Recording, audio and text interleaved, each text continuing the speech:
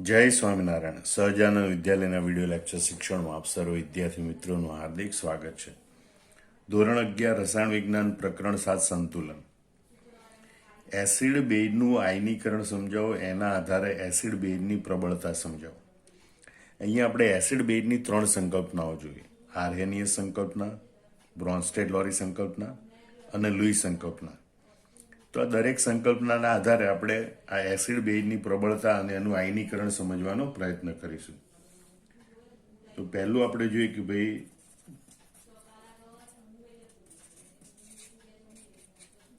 Acid બેઝના આયનીકરણને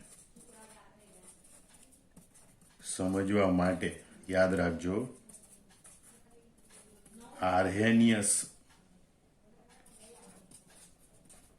acid base સંકલ્પના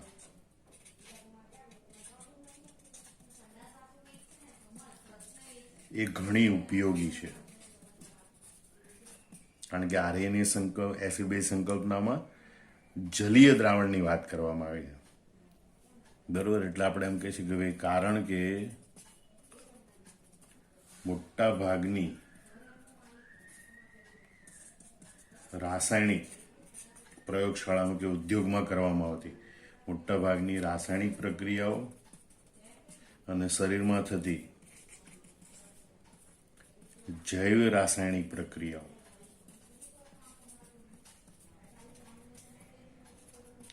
એ જલીય દ્રાવણમાં થતી હોય છે.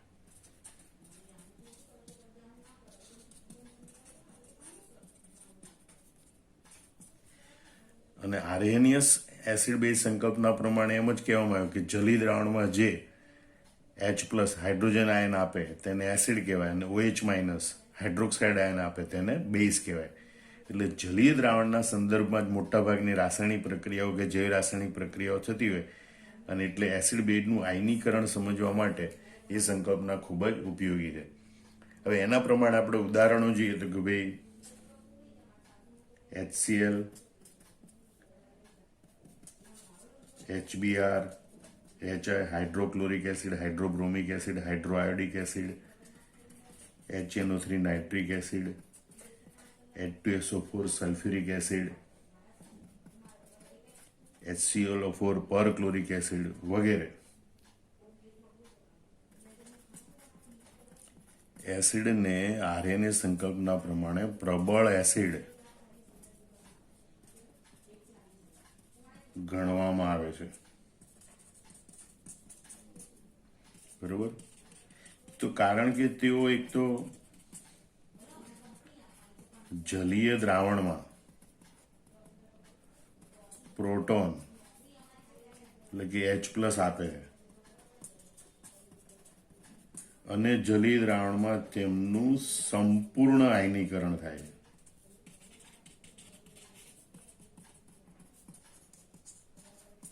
સંપૂર્ણ આયનીકરણ થાય એટલે વધુમાં વધુ પ્રોટોન આપે, જેટલા પ્રોટોન વધુ આપે એટલે પ્રબળ એસિડ કહેવાય. એટલે આપણે આ બધા એસિડને પ્રબળ એસિડ. પહેલા તો એસિડ કેમ કહેવાય? કારણ કે જલીય દ્રાવણમાં પ્રોટોન આપે છે. પ્રબળ એસિડ કેમ કહેવાય? કારણ કે એનું સંપૂર્ણ આયનીકરણ થાય છે અને મહત્તમ પ્રોટોનની સંખ્યા આપે. એટલે જેટલું જલીય દ્રાવણમાં પ્રોટોનની સંખ્યા વધારે એટલી એસિડની પ્રબળતા વધારે હોય. એવું જ આપણે બેઝ માટે જોઈએ. LiOH, NaOH, KOH, CHOH, CSOH, BaOH twice વગેરે બેઝને પ્રબળ બેઝ ગણવામાં આવે. વિચારો, એને પ્રબળ બેઝ ગણવામાં આવે છે. કેમ? વિચારો તો આના આધારે, બરોબર. તો કારણ કે એક તો બેઝ શા માટે ગણાય? કારણ કે તેઓ જલીય દ્રાવણમાં હાઇડ્રોક્સાઇડ આયન એટલે કે OH- આયન આપે છે, અને જલીય દ્રાવણમાં જ તેમનું સંપૂર્ણ આયનીકરણ થાય છે, બરોબર. હાઇડ્રોક્સાઇડ આયન આપે જલી દ્રાવણમાં માટે બેઝ છે, અને સંપૂર્ણ આયનીકરણ થાય છે માટે પ્રબળ બેઝ છે. જેટલા વધુ OH માઇનસ આયન આપે આયનીકરણ દરમિયાન એટલી એની એસિડિક પ્રબળતા વધારે હોય. એટલે આ બધા lithium hydroxide, sodium hydroxide, potassium hydroxide, caesium hydroxide, barium hydroxide વગેરે પ્રબળ બેઝ તરીકે વર્તે છે. એ જ રીતે આપણે આગળ જોઈએ તો Ca3COOH acetic acid, H2CO3 carbonic acid, HNO2 nitrous acid, HF hydrofluoric acid વગેરે નિર્બળ એસિડ તરીકે વર્તે છે. કારણ કે આ પદાર્થો જલી દ્રાવણમાં પ્રોટોન આપે એટલે એસિડ તરીકે તો વર્તે છે, પરંતુ તેમનું અંશતઃ અલ્પ પ્રમાણમાં આયનીકરણ થાય માટે તેઓ નિર્બળ એસિડ તરીકે વર્તે છે. એ જ રીતે આપણે NH4OH, CaOH twice, ammonium hydroxide, calcium hydroxide, aluminium hydroxide વગેરે એ નિર્બળ બેઝ તરીકે વર્તે. બેઝ એટલા માટે કે જલી દ્રાવણમાં હાઇડ્રોક્સાઇડ આયન આપે છે, બધા પાસે OH માઇનસ આયન છે, બરોબર, પરંતુ તેમનું જલી દ્રાવણમાં અંશત હોય એટલે કે અલ્પ પ્રમાણમાં આયનીકરણ થાય છે માટે એ નિર્બળ બેઝ તરીકે વર્તે છે. આમ આપણે કહી શકીએ કે ભાઈ આયનીકરણની માત્રા એ એસિડ કે બેઝની પ્રબળતા નક્કી કરે છે. આમ જલીય દ્રાવણમાં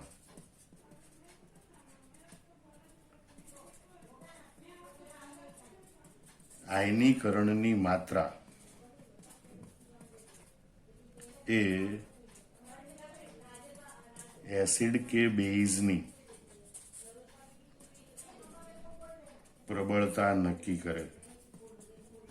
આ સમગ્ર ચર્ચાને અંતે આપણે એટલું ખબર પડી કે ભાઈ આયનીકરણ વધારે પ્રમાણમાં થાય તો એસિડ કે બેઝ છે એને પ્રબળ ગણાય. આયનીકરણ અલ્પ પ્રમાણમાં કે અંશતઃ થાય તો એસિડ કે બેઝ છે એને નિર્બળ ગણવામાં આવે છે. હવે આપણે બ્રોન્સ્ટેડ-લોરી એસિડ બેઝ સંકલ્પના પ્રમાણે જોઈએ તો બ્રોન્સ્ટેડ-લોરી સંકલ્પના મુજબ પ્રોટોન પ્રદાન કરવાની કે પ્રોટોન સ્વીકારવાની માત્રાના આધારે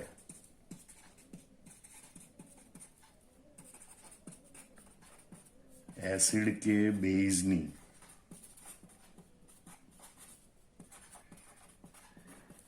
પ્રબળતા નક્કી થાય છે, બરોબર. બ્રોન્સ્ટેડ-લોરી સંકલ્પના એ પ્રોટોન પ્રદાન કરે એને એસિડ કહેવાય, પ્રોટોન સ્વીકારે એને બેઝ કહેવાય. જેટલી પ્રોટોન પ્રદાન કરવાની વૃત્તિ વધારે એટલી એસિડની પ્રબળતા વધારે. જો પ્રોટોન પ્રદાન કરવાની વૃત્તિ ઓછી હોય તો એસિડની પ્રબળતા ઓછી એટલે કે નિર્બળ એસિડ કહેવાય. એ જ રીતે બેઝ માટે કે જેટલી પ્રોટોન સ્વીકારવાની વૃત્તિ વધારે એટલી બેઝની પ્રબળતા વધારે. પ્રોટોન સ્વીકારવાની વૃત્તિ ઓછી તો બેઝની પ્રબળતા ઓછી. તો એ સમજવા માટે આપણે એક ઉદાહરણ લઈએ કે ભાઈ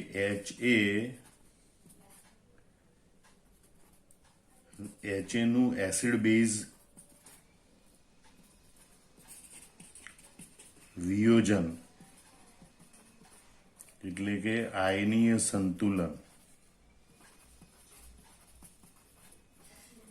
નીચે મુજબ સ્થપાયેલું છે. માનો કે HA એસિડ છે એનું એસિડ બેઝ વિયોજન સંતુલન, એસિડ HA નું એસિડ બેઝ વિયોજન સંતુલન આ પ્રમાણે સ્થપાયેલું છે. માનો કે ભાઈ HA એસિડ છે એ પાણી સાથે પ્રક્રિયા કરે છે.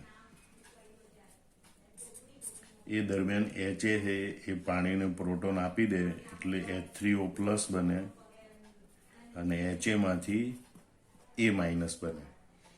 એટલે અહીંયા HA એ પ્રોટોન આપે છે એટલે એ એસિડ તરીકે વર્તે છે. H2O પ્રોટોન સ્વીકારે છે માટે એ બેઝ તરીકે વર્તે. HA એસિડ છે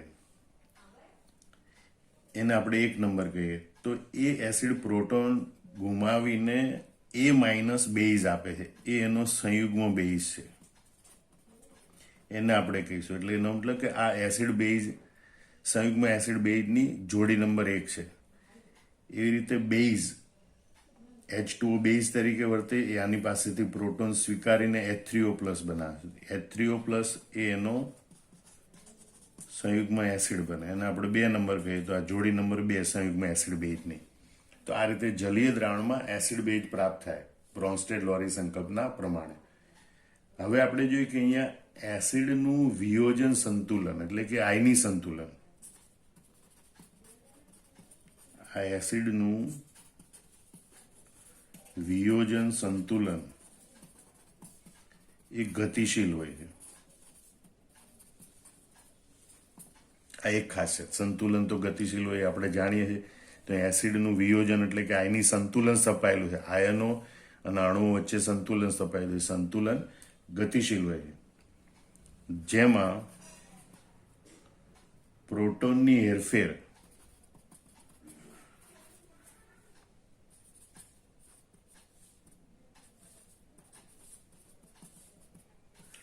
પુરોગામી અને પ્રતિગામી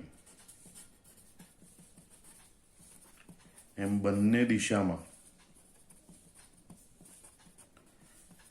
થયા કરે છે. પુરોગામી દિશામાં જોઈએ તો HA માંથી પ્રોટોન H2O પર જાય છે, અને પ્રતિગામી દિશામાં જોઈએ તો H3O+ પરથી પ્રોટોન A- પર જાય છે. એટલે આ સંતુલનની ખાસિયત તમે જોઈ કે ભાઈ આ સંતુલન ગતિશીલ હોય છે, એમાં પ્રોટોનની હેરફેર થાય. ત્રીજી ખાસિયત આપણે જોઈએ કે ભાઈ સંતુલન મિશ્રણમાં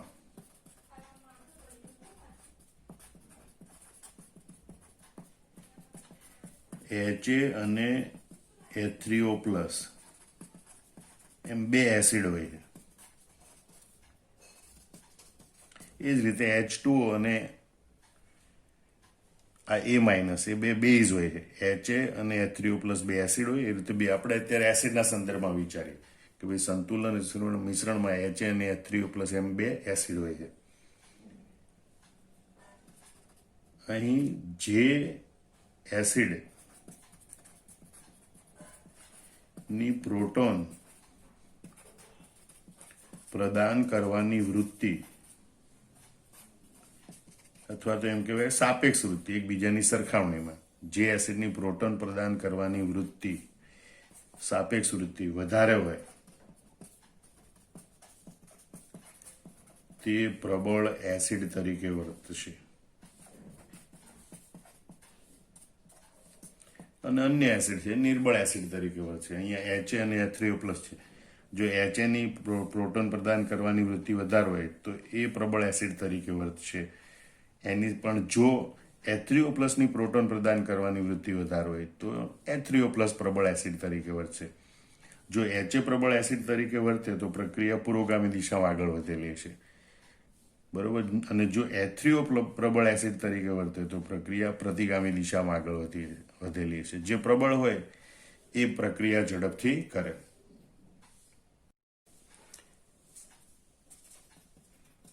ધારો કે HA પ્રબળ એસિડ છે,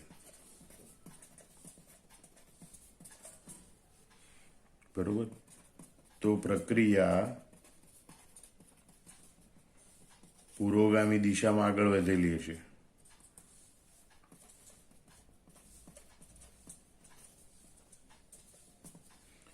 અને એટલે સંતુલન મિશ્રણમાં સંતુલન જે આ ચારેય ઘટકોનું મિશ્રણ પ્રાપ્ત થાય એ સંતુલન મિશ્રણમાં H3O+ અને A- નું પ્રમાણ વધારે હશે. હવે એ બંનેનું પ્રમાણ વધારે એનો મતલબ કે એ બંને એકબીજા સાથે પ્રક્રિયા કરીને પ્રતિગામી દિશામાં પ્રક્રિયા ઝડપથી આપતા નથી. એનો મતલબ એ થાય કે A- ની પ્રોટોન સ્વીકારવાની વૃત્તિ ઓછી છે, બરોબર. એટલે કે A- એ નિર્બળ બેઝ તરીકે વર્તે છે. આમ આપણે કહી શકીએ કે જો આપેલો એસિડ એ પ્રબળ એસિડ હોય તો એનો સંયુગ્મ બેઝ એ નિર્બળ બેઝ હોય છે. આમ આના પરથી આપણે એટલું સમજી શક્યા કે ભાઈ પ્રબળ એસિડ એના સંયુગ્મ બેઝ નિર્બળ હોય અને નિર્બળ એસિડ એના સંયુગ્મ બેઝ પ્રબળ હોય. એ બાબત બેઝ માટે પણ સાચી છે. એટલે કે પ્રબળ બેઝ એનો સંયુગ્મ એસિડ નિર્બળ હોય, નિર્બળ બેઝ એનો સંયુગ્મ એસિડ પ્રબળ હોય છે. હવે આપણે એના ઉદાહરણ જોઈએ.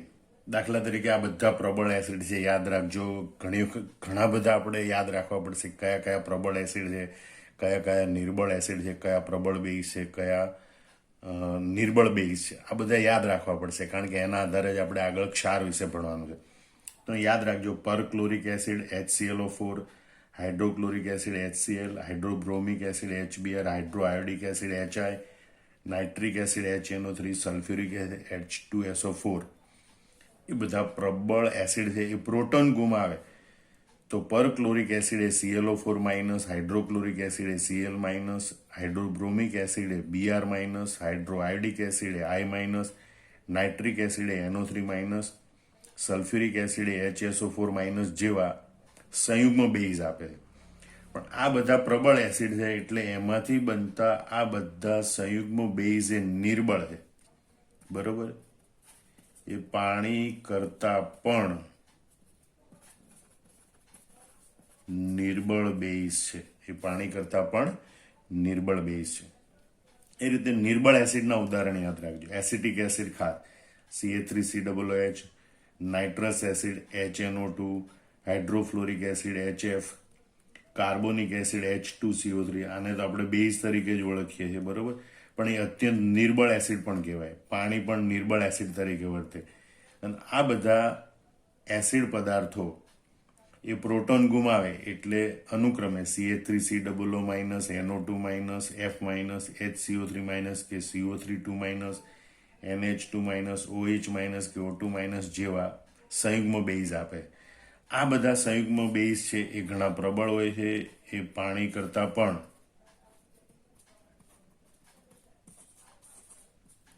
પ્રબળ બેઝ તરીકે વર્તે છે. એટલે આ નિર્બળ એસિડ છે, બધા યાદ રાખજો. અને આ પ્રોટોન ગુમાવે એટલે પ્રાપ્ત થતા સંયુગ્મ બેઝ છે. બરોબર? હવે જો આપણે યાદ રાખજો, જો નિર્બળ એસિડ હોય આવા, બરોબર, તો એ અંશતઃ વિયોજિત થાય છે. એટલે મુખ્યત્વે અવિયોજિત અણુ સ્વરૂપે હોય. એટલે એના જલી દ્રાવણમાં ઉત્પન્ન થયેલા આયનો અને અવિયોજિત અણુઓ વચ્ચે સંતુલન સ્થપાતું હોય છે. હવે આપણે જોઈએ કે કેટલાક કાર્બનિક દ્રવ્યો જેવા કે ફિનોક્થેલિન, બ્રોમોથાઇમોલ એ પાણીમાં નિર્બળ એસિડ તરીકે વર્તે છે. અને એટલે વિશિષ્ટ રીતે ઉપયોગી છે, કારણ કે તેઓ તેમના એસિડ સ્વરૂપ, જેને ટૂંકમાં આપણે HIN તરીકે દર્શાવીએ, એસિડ સ્વરૂપમાં અને પ્રોટોન ગુમાવ્યા પછી મળતા સંયુગ્મ બેઝ, એટલે પ્રોટોન ગુમાવી દીધા એટલે IN માઇનસ મળે. એ સંયુગ્મ બેઝ સ્વરૂપમાં, એટલે આવા જે નિર્બળ એસિડ હોય એના એસિડ સ્વરૂપમાં અને સંયુગ્મ બેઝ સ્વરૂપમાં જુદા જુદા રંગ દર્શાવે છે. એની સંતુલન પ્રક્રિયા આપણે આવી રીતે લખીએ. HIN aqueous plus H2O liquid, it gives H3O plus aqueous plus IN minus. અહીંયા એસિડ પદાર્થ છે, એવા પદાર્થો એસિડ બેઝ અનુમાપનમાં સૂચક તરીકે વપરાય. એને અંગ્રેજીમાં ઇન્ડિકેટર કહેવાય. એટલે અહીંયા આયન લખેલું છે. બરોબર? એ રંગ એ દર્શાવે છે, એટલે કે કોઈ એક રંગ દર્શાવે છે. અને જ્યારે એમાંથી એનું સંયુગ્મ બેઝ સ્વરૂપ મળે, એ રંગ બી દર્શાવે. મતલબ કે એસિડ અને એનો સંયુગ્મ બેઝ એ બંને જુદા જુદા રંગના હોય. બરોબર? ત્યારે એવા પદાર્થો સૂચક તરીકે ઉપયોગી થાય છે.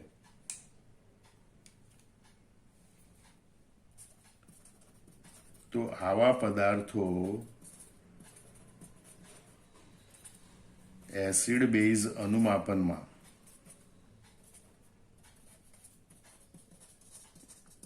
ખાસ કરીને H+ આયનની સાંદ્રતા નક્કી કરવા માટે.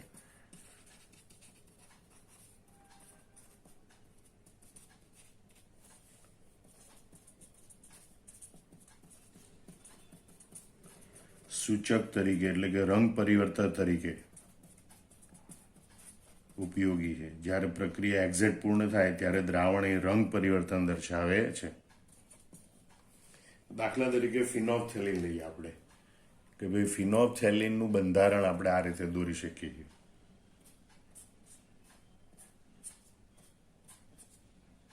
બરોબર જોઈ લેજો. C≡O. આ કાર્બન સાથે 4 વસ્તુ જોડાયેલી હોય. આ બેન્ઝીનોલ, ઓક્સિજન અને 2 ફિનોલ.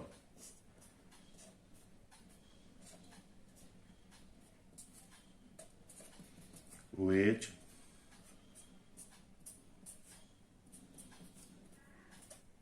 OH. હવે એનું જલી દ્રાવણ બનાવવામાં આવે ત્યારે આ H2O છે, આમાંથી એક પ્રોટોન સ્વીકારે, H3O+ બને. બરોબર. અને આ ફિનોલ્ફથેલિનનું આવું સ્વરૂપ બને.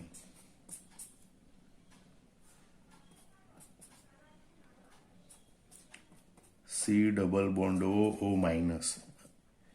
અને એના કારણે આ જે બેન્ઝીન છે આ ડબલ બોન્ડ થાય અને ક્વિનોઇડ શરૂ થાય. Double bond.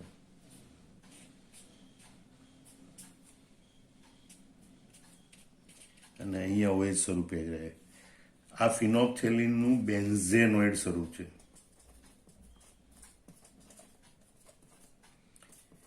એ રંગવિહીન હોય છે. અને આ ફિનોલ્ફથેલિનનું ક્વિનોઇડ સ્વરૂપ છે. એ ગુલાબી રંગનું હોય છે. એટલે જેવું એસિડનું પ્રમાણ વધારે હોય, બરોબર, તો H3O+ ની સાંદ્રતા વધે એટલે પ્રક્રિયા પ્રતિગામી દિશામાં વધારે હોય એટલે બેન્ઝેનોઇડ સ્વરૂપ મળે. તો એસિડિક માધ્યમમાં ફિનોલ્ફથેલિન એ રંગવિહીન હોય એટલે કે રંગવિહીન દ્રાવણ આપે. પણ જેવું આપણે બેઝિક દ્રાવણ બનાવીએ તો આ H3O+ છે OH- સાથે પ્રક્રિયા કરી પાણી બનાવે એટલે પ્રક્રિયા પુરોગામી દિશામાં આગળ વધે તો દ્રાવણમાં ક્વિનોઇડ સ્વરૂપ વધે તો દ્રાવણ ગુલાબી રંગનું બને છે. આમ એસિડિક માધ્યમમાં ફિનોલ્ફથેલિન રંગવિહીન હોય છે, બેઝિક માધ્યમમાં ફિનોલ્ફથેલિન એ ગુલાબી રંગ દર્શાવે છે. આમ એસિડ અને એનો સંયુગ્મ બેઝ એ જુદા જુદા રંગ દર્શાવે છે. તો એવા કાર્બનિક પદાર્થો છે એ એસિડ બેઝ અનુમાપનમાં સૂચક તરીકે ઉપયોગી બને છે.